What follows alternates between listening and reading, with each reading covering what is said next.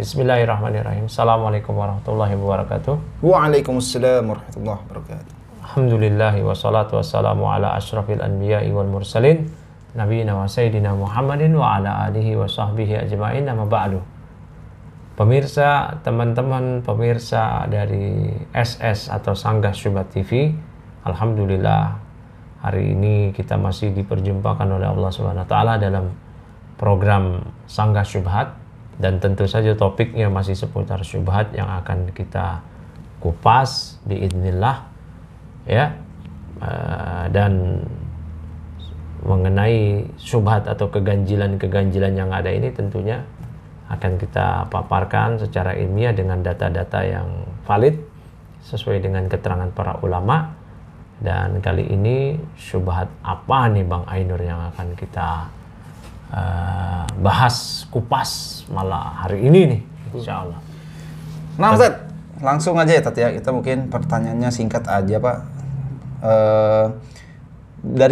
Masih dari medsos Ustaz. Jadi yang sekarang banyak kita temuin itu ketika banyak yang posting, antum belajar awal itu harus belajar manhaj. Yang saya cuma ingin nanya, belajar manhaj itu seperti apa sih? Dan kurikulumnya itu seperti apa sih gitu? Apakah ada kurikulum tentang manhaj dan lain sebagainya?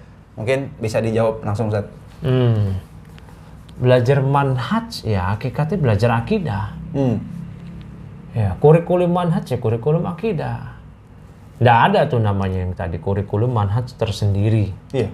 Dalam fan mustakil, bidang studi tersendiri, fakultas manhaj, bidang studi manhaj. Dari masa salaf sampai sekarang tuh nggak ada. Nggak ada. Di berbagai universitas Islam mau di mana-mana tuh nggak ada mata kuliah atau fakultas manhaj tuh nggak ada. Lalu kenapa istilah itu sekarang jadi muncul? Nah, ini yang kan kita bahas nih. Fatwa Lajnah Daimah, kumpulan para ulama yang ada di Saudi Arabia, menyatakan, ini saya terjemahkan di medsos, saya sebarin fatwanya. Kata para ulama di Lajnah Daimah, yaitu aqidatul muslim wa manhajuhu syai'un wahidun. Akidah seorang muslim dan manhajnya adalah suatu hal yang sama.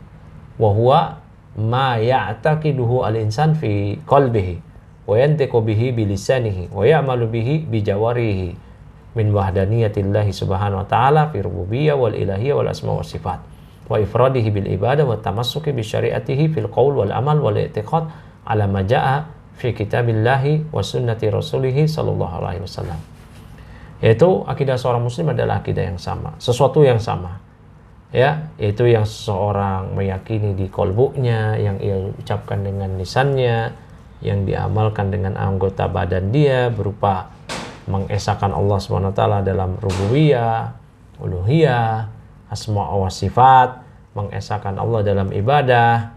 Kemudian di sini berpegang wa tamassuk bi syariatihi, berpegang teguh dengan syariat Allah sesuai yang terdapat keterangannya yang dari Al-Qur'an dan sunnah, yang sesuai dengan Al-Quran dan sunnah ya, wasaro alaihi salaful ummah ya, dan yang inilah yang dijalani ya, yang ia berjalan di atas jalan para salaf ya, dan para imam-imam wa aimmatuha wa bidzalika yu'lamu annahu la farqa bainal aqidati wal manhaj.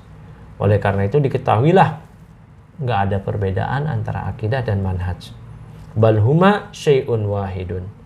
Bahkan keduanya, akidah dan manhaj adalah sesuatu yang satu, yang sama. Ya. Yajibu ayyal tamizahu al-muslimu wa yastaqima alaihi. Yang wajib seorang muslim ya untuk komitmen dan istiqomah di atasnya. Jadi kalau ditanya apa sih buku kajian manhaj? Kalau buku kajian manhaj dalam bidang uluhiyah, ya buku-buku yang Syekh Muhammad bin Abdul Wahab lah ya. Al-Qawaidul Arba, Usul Salasa, Kitabut Tauhid, Nawaqidul Islam, Kasyfus Syubuhat, Sittatu Mawadi Minas Sirah, kemudian Risalah Makna Taghut, ya, kemudian lanjut lagi Mufidul Mustafid, ya, Tahkimul Qawanin. Kalau dalam Asma wa Sifat, ya, Al-Aqidah Wasithiyah dengan syuruhatnya, Fatwa Hamawiyah Kubra, Risalah Tadmuriyah, Aqidah Tahawiyah, Usulus Sunnah Imam Ahmad, atau Usulus Sunnah anaknya Imam Ahmad, Abdullah bin Ahmad, Syarhus Sunnah Al-Muzanni, Syarhus Sunnah Barbahari, dan yang lainnya. Itulah kurikulum pelajaran manhaj. Yang itu juga kurikulum pelajaran akidah. Jadi jangan dimandirikan pelajaran manhaj seakan-akan berbeda dengan pelajaran akidah. Nah, itu gitu. Muncul pertanyaan selanjutnya gitu. Kenapa akhir-akhir ini juga muncul istilah seseorang akidahnya lurus, tapi manhajnya bengkok? Oh, itu pernyataan dari siapa itu? Biasa. Kalau mengacu kepada fatwa Lajnah Daimah tadi, mungkin nggak seorang akidah lurus manhajnya bengkok? Kan tadi satu ya nggak mungkin. Jadi gini, ya. Saya paham maksudnya itu orang-orang yang mengatakan demikian itu, karena manhaj itu sudah mereka artikan dengan cara beragama sesuai dengan komunitas. Jadi yang beda sama komunitasnya berarti manhajnya bermasalah. Oh gitu. Itu kita udah dapetin seperti itu. Bahkan kalau kita nggak ikut komunitas atau pendapat otoritas di komunitas, dipertanyakan manhaj. Bahkan sekarang nih ada ustadz yang nggak dikenal dengan ustadz komunitas. Contohnya? Ya banyak lah ya. Misalkan ada ustadz baru pulang dari Timur Tengah, dari pondok, dari apa, mengajar, nggak dikenal oleh ustadz-ustadz yang lain, padahal dia mengajarkan manhaj salaf. Iya. Langsung dibilang manhajnya dipertanyakan. Lah, akidahnya yang dipertanyakan harusnya. Apa? Dengerin aja akidahnya bagaimana. Begitu. Manhajnya dipertanyakan.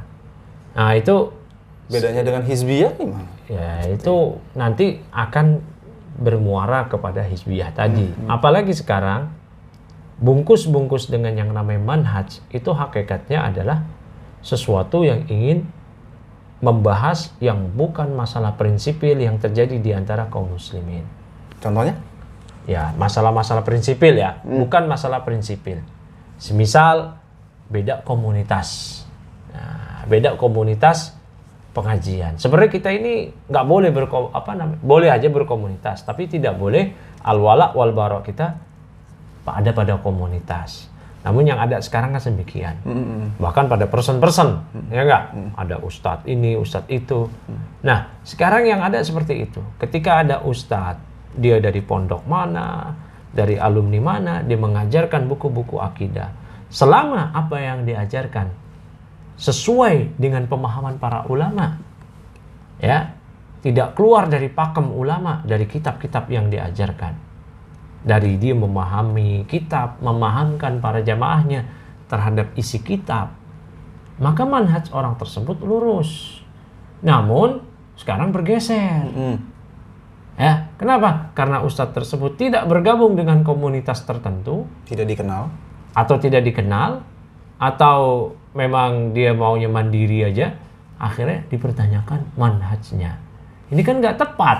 Harusnya dipertanyakan akidahnya. Iya. Nah, jadi yang sekarang bergeser tuh, dipertanyakan manhajnya, bukan lagi begitu. Dipertanyakan sikap kenapa dia tidak mau bergabung dengan komunitas tertentu tapi atas nama manhajnya. Nah, ini kan sebuah kezaliman. Gitu, sebuah kezaliman. Jadi bungkus-bungkus apa manhajnya itu seakan-akan seperti apa ya? Seakan-akan Anda berada di pihak hizbiyah mana begitu. Nah, itu yang harusnya sudah tidak perlu digunakan lagi diksi-diksi kalimat tersebut. Karena kalau orang yang akidahnya lurus, ya manhajnya lurus. Iya. Mana ada orang yang akidahnya lurus, manhajnya bengkok, gimana nih ceritanya? Nah, itu kan menjadi lucu, Ustaz. Sebetulnya kalau ada diksi kalimat akidahnya lurus tapi manhajnya bengkok, sebetulnya dia sudah mengakui orang itu akidahnya sudah lurus loh. Tapi manhaj itu berarti kan dia mendefinisikan yang lain gitu. Ya. Manhaj yang bengkok itu apa mereka itu gitu. Dan kalau yang dia maksud manhaj itu bagian dari akidah juga, ya berarti akidah akidahnya berarti bengkok juga. Jangan disebut akidahnya lurus. Iya kan sesuatu yang akidahnya lurus. Kalau disebut manhajnya bengkok ya berarti akidahnya bengkok. Kenapa disebut akidahnya lurus? Begitu. Dan jangan sampai juga ada slogan-slogan yang penting manhajnya kokoh, nggak apa-apa akidahnya bengkok. Ini lebih ngaco lagi. Kalau ada yang demikian gitu. Nah, ini harusnya didudukkan kembali perkaranya, diluruskan supaya tidak terjadi kegagalan pemahaman terkait pelajaran manhaj, bahwasanya buku-buku manhaj adalah buku-buku akidah. Jangan sampai dibelokkan hal ini. Terus juga nanti bergeser lagi buku-buku manhaj yang harusnya kitab-kitab para ulama malah diarahkan ke buku-buku tertentu. Waduh. Apalagi buku-bukunya itu buku-buku Lokal. Ya karya ustadz lokal yang ada tajuk-tajuknya manhaj, berarti ini buku manhaj. Kalaupun betul itu buku manhaj, buku yang membahas akidah, ya tentu lebih layak yang kita untuk jadikan acuan adalah kitab-kitabnya para ulama. Begitu ya.